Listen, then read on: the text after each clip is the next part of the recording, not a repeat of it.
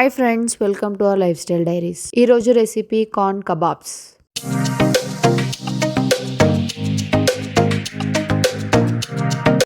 First నేను దానికోసం ఇలా స్ప్లిట్ చేసుకొని ఉన్న కార్న్, ఇంకా ఒకటి పీల్ చేసుకున్న పొటాటో తీసుకున్నానండి. పొటాటో కూడా మనం నీట్గా పీల్ చేసుకొని క్లీన్ చేసుకొని పెట్టుకోవాలి. నెక్స్ట్ ఆ కార్న్ ఇంకా పొటాటోని మనము స్టీమ్ చేసుకోవాలి.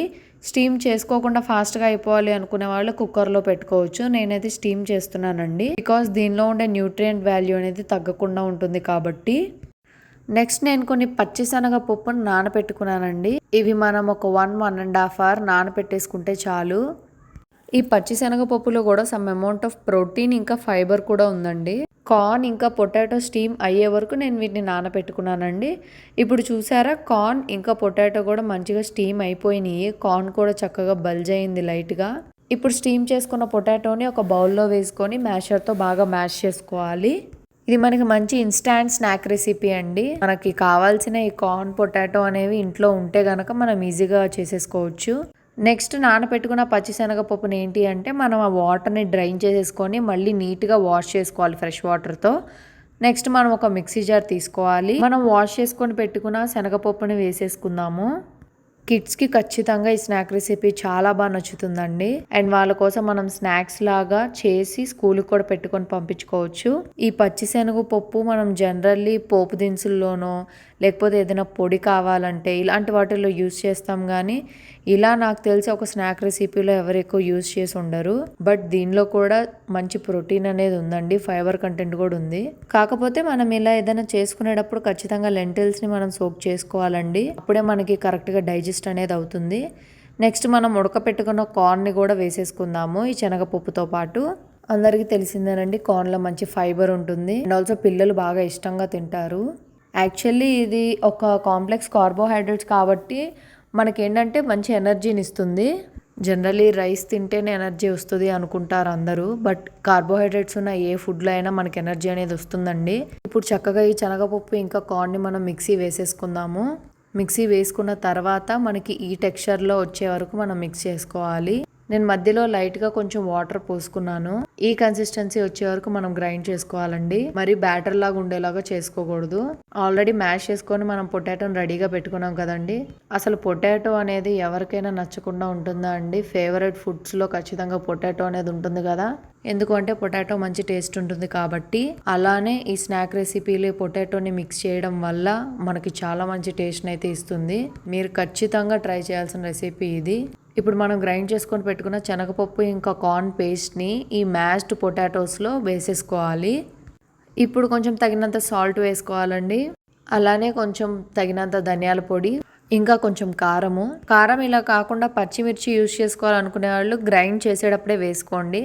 నెక్స్ట్ కొంచెం జీలకర్ర పొడి కూడా యాడ్ చేసుకోవాలి. వీటన్నిటిని మనం బాగా మిక్స్ చేసుకోవాలండి. ఇవి కరెక్ట్ పోర్షన్స్లో మనం వేసుకుంటేనే టేస్ట్ అనేది చాలా బాగా వస్తుంది. స్పూన్తో మిక్స్ చేద్దామని ట్రై చేసా కానీ బట్ అదంతా అయ్యే పనుల్లో లేవని చెప్పేసి మళ్ళీ చేత్తోనే మిక్స్ చేసేసుకున్నాను. చేత్తో అయితే చాలా బాగా మిక్స్ అవుతుంది.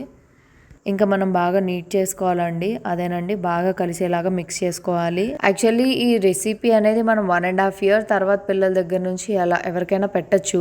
కాకపోతే 1 ఇయర్ పిల్లలకి ఏంటంటే అంత ఎక్కువ సాల్ట్ కారం వేయరు. వాళ్ళకి లైట్గా మిరియాల పొడి, లైట్గా సాల్ట్ మాత్రమే వేస్తారు. నేను మధ్యలో కొంచెం పుదీనా కూడా వేసుకొని మిక్స్ చేసుకున్నాను. అదైతే మంచి ఫ్లేవర్ని ఇస్తుంది.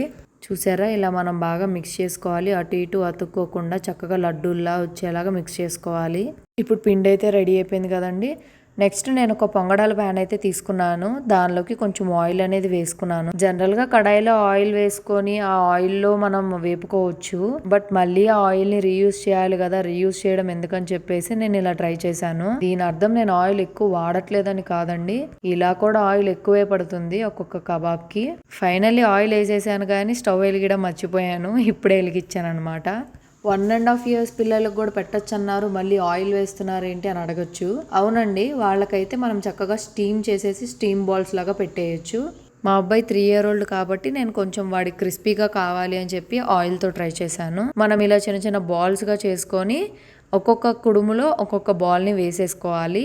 నెక్స్ట్ దీనిపైన మనం లిడ్ పెట్టేసుకోవాలండి, సో దట్ అవి కొంచెం లోపల కూడా ఉడుకుతూ ఫ్రై అవుతాయి. అండ్ మనం సిమ్లోనే దీన్ని ఉడకపెట్టుకోవాలండి, లేకపోతే మాడిపోతూ ఉంటాయి. ఇలా మధ్య మధ్యలో మనం ఉడికిందా లేదా అని చూసుకుంటూ తిప్పుకుంటూ ఉండాలి.